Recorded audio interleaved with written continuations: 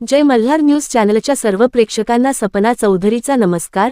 नंदुरबार शहरातील नवापूर चौफुली परिसरात असलेल्या देव मोगरा माता मंदिर परिसरात 10 कोटींचे आदिवासी सांस्कृतिक भवन उभारणार आमदार चंद्रकांत रघुवंशी यांची माहिती। नर्मदा जिल्ह्यात आदिवासी समाजासाठी भव्य सांस्कृतिक भवन लवकरच साकार होणार। देवस्थान परिसरात आदिवासी भवनासाठी राज्य शासनाकडे प्रस्ताव पाठवणार। आदिवासी समाजाचे कुलदैवत मानल्या जाणाऱ्या देव मोगरा मातेच्या पवित्र परिसरात लवकरच भव्य आदिवासी सांस्कृतिक भवन उभारले जाणार आहे। गुजरात राज्यातील नर्मदा जिल्ह्यातील देव मोगरा माता मंदिर परिसरात तब्बल 10 कोटी रुपयांच्या खर्चातून हे भवन उभारण्याचा निर्णय घेण्यात आला आहे। या संदर्भात आमदार चंद्रकांत रघुवंशी यांनी आदिवासी विकास विभागाकडे पाठपुरावा करत मंदिर परिसरात आदिवासी समाजासाठी स्वतंत्र सांस्कृतिक भवन उभारण्याची मागणी केली होती। त्यांच्या या मागणीला आदिवासी विकास मंत्री अशोक उईके यांनी सकारात्मक प्रतिसाद दिला आहे।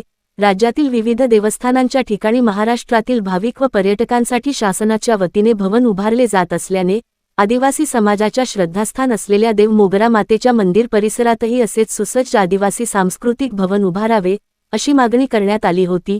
याबाबत जिल्हा प्रशासनाला तातडीने प्रस्ताव राज्य शासनाकडे सादर करण्याच्या सूचना देण्यात आल्या असून प्रस्ताव मंजूर झाल्यानंतर लवकरच बांधकामाला सुरुवात होणार आहे।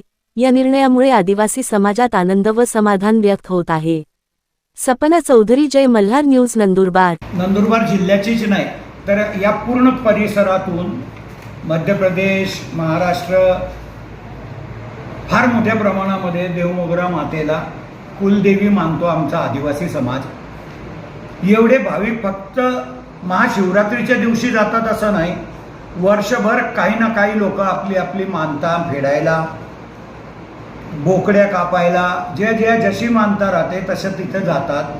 पण दुर्दैवानं तिथं अजिबात सोय नाही आणि त्या लोकांना बाहेर उघड्यावर स्वयंपाक करणं, जेवण करणं, प्रसंगी रात्री झोपणं हे माझ्या डोळ्यांनी, मी जरी आदिवासी नसलो तरी मी माझ्या डोळ्यांनी हे बघितलेलं आहे। कारण मी देव मोगरा मातेवर 2-4दा गेलेलो आहे आणि त्याच्यामुळे मागच्या वेळेला जेव्हा मी मानता मानली होती आणि मी देव मोगरा मातेला नवस फेडायला गेलो त्यावेळेला मला देव मोगरा मातेचे ट्रस्टी यांनी सांगितलं की मला गुजरात सरकारने 5 एकर जागा आता दिली आहे, त्या ट्रस्टच्या नावावरती जागा होऊन गेलेली आहे।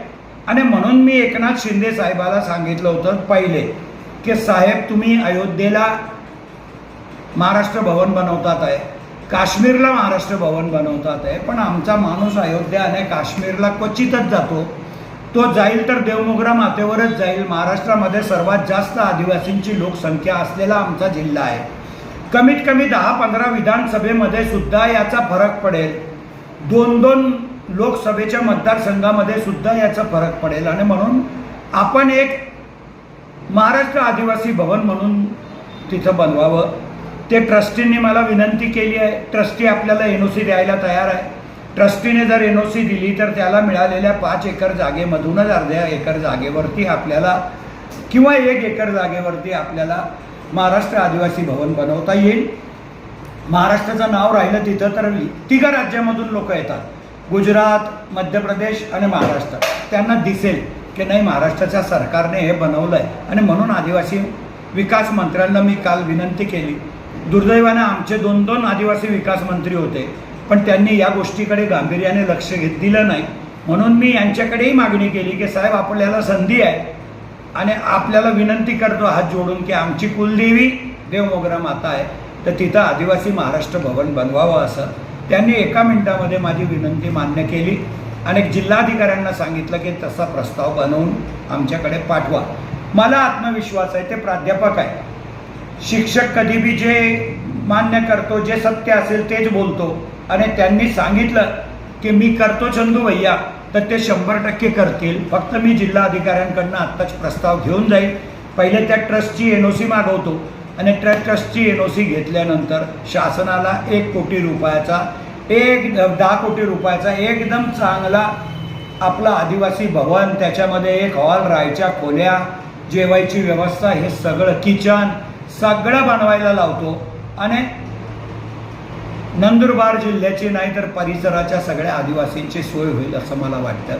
मी मंत्री महोदयांचे मनापासून आभार मानतो की त्यांनी माझी रास्त असलेली मागणीसुद्धा 1 मिनिटामध्ये मान्य केली, त्याबद्दल मी त्यांचे आभारी आहे। बजेटमध्ये त्याला तरतूद करतील आणि त्याच्यानंतर ते काम पुढच्या वर्षी सार्वजनिक बांधकाम विभाग नंदुरबारच्या माध्यमातून पूर्ण करू.